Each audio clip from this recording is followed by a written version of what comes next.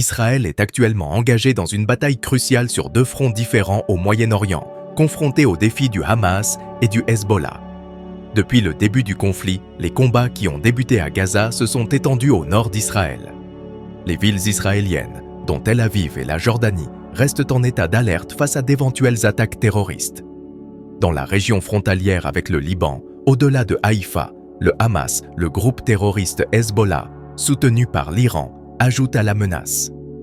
En d'autres termes, l'armée israélienne accomplit une tâche immense pour protéger les frontières du pays dans une direction allant du sud au nord. L'objectif principal de Tsahal est de neutraliser les dirigeants du Hamas, également connus sous le nom de soi-disant dirigeants du Hamas, et par la suite d'éloigner les groupes terroristes, en particulier le Hezbollah soutenu par l'Iran, des frontières nord. Cependant, la priorité incontestée est d'éliminer les dirigeants terroristes du Hamas et leurs partisans, avant d'entreprendre des opérations terrestres majeures contre Gaza. Avec son objectif bien défini, Israël a mené aujourd'hui une opération surprenante et sans précédent. Alors que l'attention du monde se concentre sur les combats à Gaza, Tsahal a tourné son attention vers l'enclave de Cisjordanie, où sont concentrés les dirigeants et militants du Hamas. Dans un développement crucial, les forces de défense israéliennes ont annoncé aujourd'hui la capture réussie de 58 membres de l'organisation Hamas lors de raids surprises menés pendant la nuit à Cisjordanie. Cette opération Dawn s'est avérée être l'une des plus efficaces menées par Tsahal depuis le début de la guerre. Les raids en Cisjordanie auraient conduit à l'arrestation de plusieurs commandants présumés du Hamas. Depuis le début du conflit dans la bande de Gaza le 7 octobre, les forces israéliennes ont capturé plus de 930 militants terroristes recherchés en Jordanie, dont 608 sont liés au Hamas. Face à l'opération secrète massive de l'armée israélienne, les membres du Hamas n'ont eu ni le temps ni la capacité de résister, choisissant de se rendre aux forces israéliennes. Ce succès représente un coup dur pour les tentatives du Hamas d'étendre ses activités terroristes à Jérusalem-Est. L'armée israélienne a également partagé des images d'une frappe aérienne visant un groupe de terroristes du Hamas dans le camp de réfugiés de Jenin, qui avait lancé des explosifs et tiré sur les forces israéliennes. Ces dernières nuits, de nombreux affrontements ont eu lieu entre les soldats israéliens et le Hamas, qui durent depuis 2 semaines. Cependant, avec ces dernières opérations, Tsahal a infligé un sérieux revers aux partisans de l'organisation terroriste Hamas, notamment en Jordanie. L'attention s'est concentrée sur la question de savoir si Tsahal mènera enfin les opérations offensives terrestres tant attendues à Gaza. Dans ce contexte, des nouvelles d'une grande pertinence sont apparues. Selon un rapport citant des sources officielles américaines et israéliennes, Israël a accepté une demande de report temporaire de l'offensive terrestre prévue à Gaza afin de donner à Washington le temps nécessaire pour déployer des systèmes de défense aérienne supplémentaires destinés à protéger ses troupes dans la région. Le Pentagone a annoncé qu'il commencerait à travailler sur le déploiement d'une douzaine de systèmes de défense aérienne dans le but de protéger les troupes déployées en Irak, en Syrie, au Koweït, en Jordanie, en Arabie Saoudite et aux Émirats Arabes Unis, en les protégeant d'éventuelles attaques de missiles. Les États-Unis ont réussi à persuader Israël de retarder les attaques terrestres contre Gaza jusqu'à ce que les systèmes de défense soient pleinement opérationnels. Une livraison supplémentaire de ces systèmes de défense aérienne à Israël devrait avoir lieu vers la fin de la semaine. Cependant, la demande américaine n'est pas le seul facteur pris en compte par Israël pour le moment. Alors qu'elle se prépare à une éventuelle offensive terrestre, l'armée israélienne a indiqué qu'elle évaluait également les efforts diplomatiques visant à libérer les otages et à fournir une aide humanitaire aux civils de Gaza. Malgré ces tentatives diplomatiques, depuis le début de la guerre à Gaza, des groupes terroristes soutenus par l'Iran ont mené au moins 13 attaques contre Israël. Dans l'un de ces incidents, au moins 2 douzaines de soldats ont été blessés en Syrie, tandis qu'une autre attaque en Irak a fait 10 blessés parmi les soldats américains. Heureusement, toutes les blessures seraient mineures. Le gouvernement israélien a salué les efforts de défense aérienne des États-Unis et a souligné l'importance des avertissements prudents fournis par Washington. On s'attend actuellement à ce que le Hamas épuise son arsenal d'armes au fil du temps. La clé réside dans les efforts d'Israël pour empêcher que des armes supplémentaires parviennent au Hamas à travers la frontière égyptienne.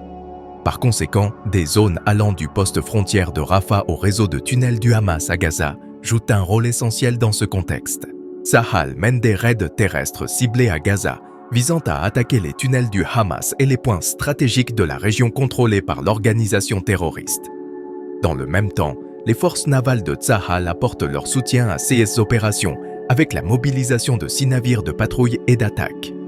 Alors qu'Israël profite de tous les avantages dont il dispose, il fallait s'attendre à ce que les efforts de l'Iran dans ce domaine s'intensifient.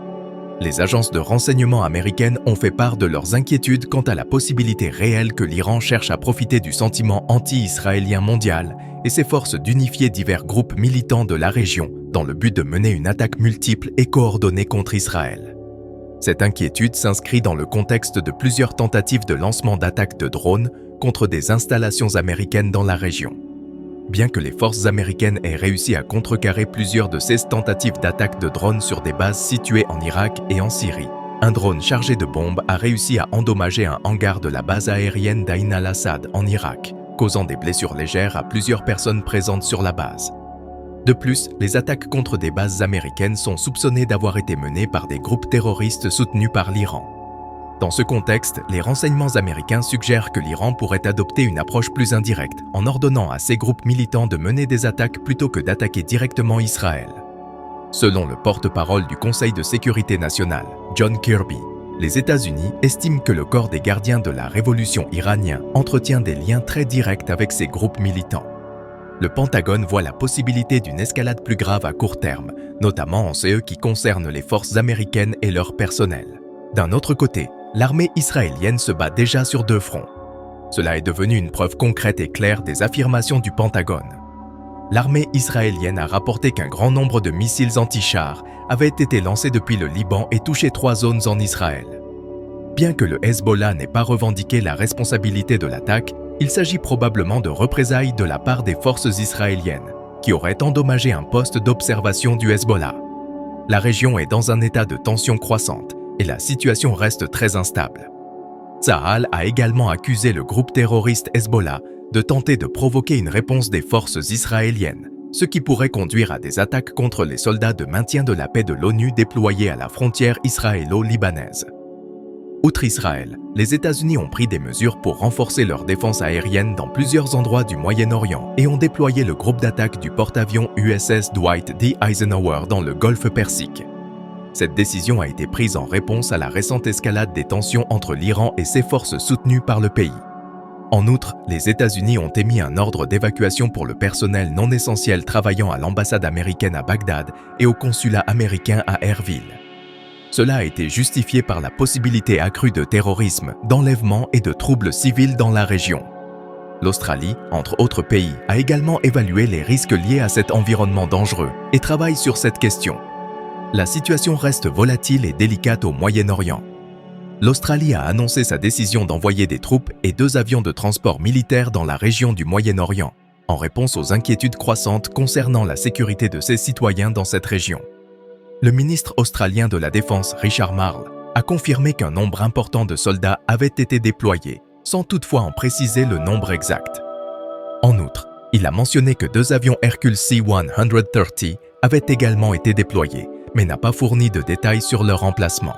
Il convient de mentionner que l'Australie dispose déjà d'un avion de transport lourd C-17A Globemaster et d'un avion de ravitaillement en volume K-30 dans la région. La décision d'envoyer davantage de ressources et de personnel militaire dans la région a été prise dans un contexte où plus de 800 citoyens australiens ont quitté Israël depuis le 13 octobre. Marles a rapporté que le gouvernement australien s'efforce d'aider 79 citoyens à Gaza et 51 en Jordanie qui souhaitent être évacués. L'Australie a une longue histoire de présence militaire au Moyen-Orient et participe à une force opérationnelle conjointe en Irak et en Syrie qui combat les groupes terroristes et se concentre sur la formation des forces de sécurité irakiennes. Par conséquent, les efforts de l'Australie pour assurer la sécurité de ses citoyens et son soutien à Israël à ce stade étaient une évolution attendue. La situation dans la région reste dynamique et difficile. Merci de suivre.